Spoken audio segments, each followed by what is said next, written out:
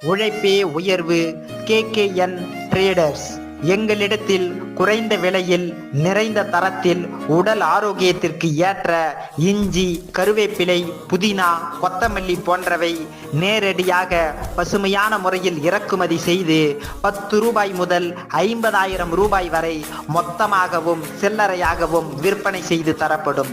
விழுப்புரம் நகரினிலே சுபகாரியங்கள், மண்டபங்கள், ஹோட்டல்கள் மற்றும் கடைகளுக்கு தேவையான இஞ்சி, கருவேப்பிலை, புதினா, கொத்தமல்லி போன்றவை இலவசமாக டெலிவரி செய்து தரப்படும்.